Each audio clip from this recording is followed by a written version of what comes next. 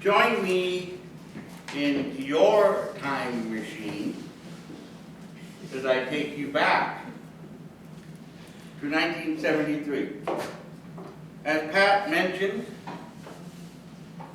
I had just graduated from college, married for 1 year, living in Toronto, Ontario, and the phone rang. Cider, you can't speak worth a darn. We're starting a Toastmaster club here at the college. Come on down and see what we can do to help you. That was 40 miles away. Okay, I can do that. Or I should say it was the fall of '72, because when you join Toastmasters, you have to have 20 people, and we didn't have 20 people at the time.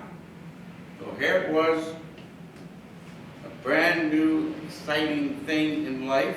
The Mohawk Club did charter in 1973 of February, so therefore, next week, the week after, no, next week, exactly. I had 50 complete years, and it followed me to Calgary, Alberta, followed me to Sacramento, Roseville.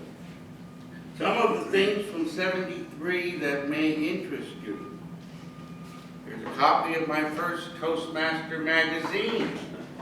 That's the way they were issued at the time. One thing that is interesting in this magazine, and I will pass it around, is they had a grammarian blooper quiz, but more importantly, on the other side are the rules for the speech contest. What happened in those years, you had to give both a prepared and a table topic to win. Story. It's 1974. We decided to take a drive around Lake Erie because the regional was in Toledo, Ohio. And we camped, but we just bought tickets for the evening meal and to see the speech contest. Everybody's there in their finery.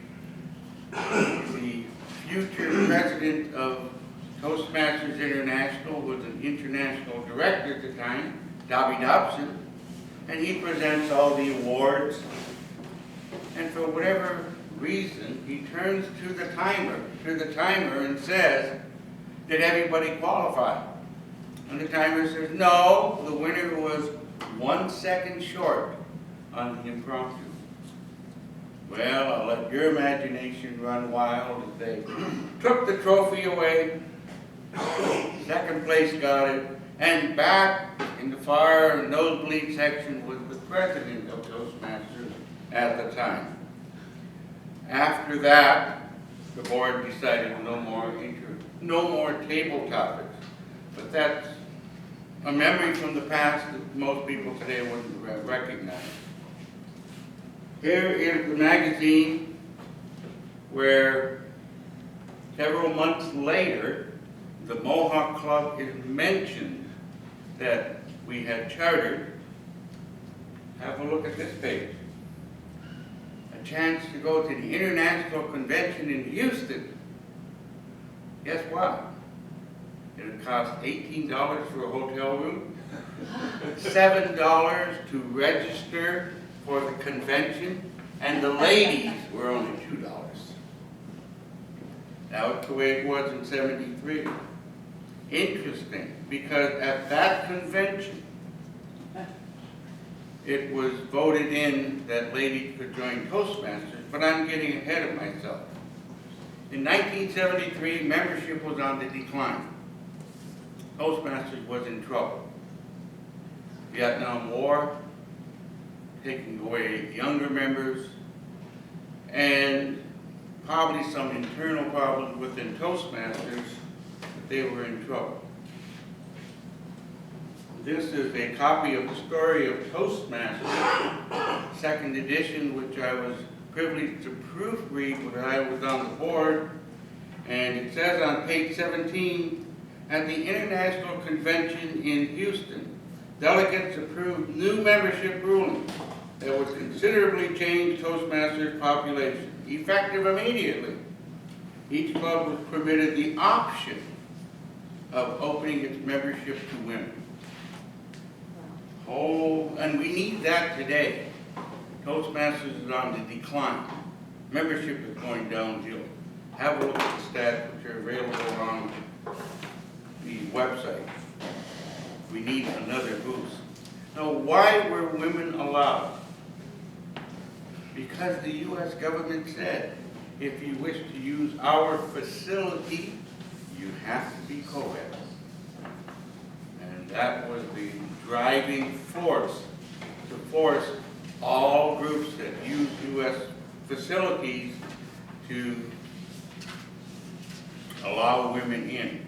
But it said the option. 5 years later, Toastmasters board came out and said, guess what?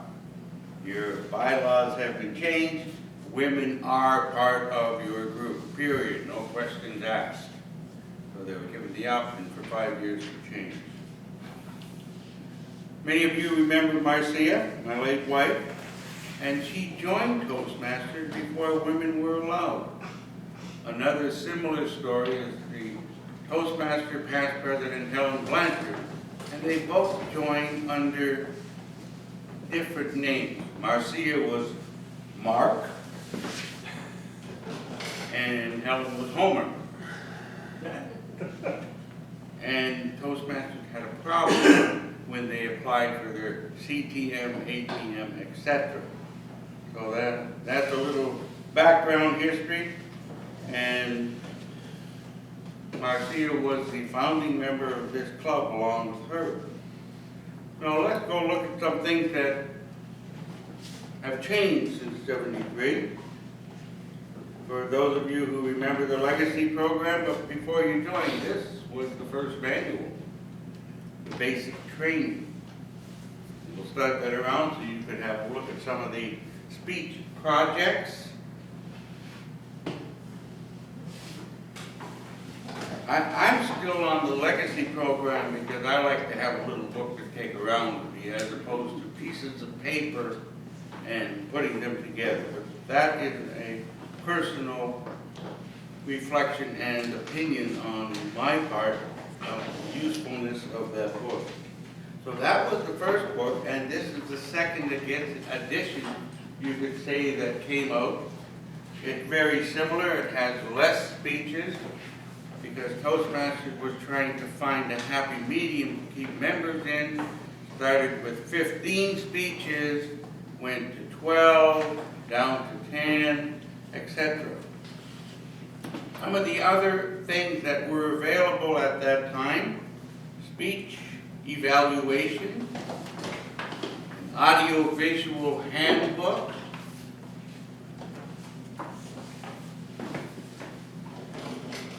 humor handbook.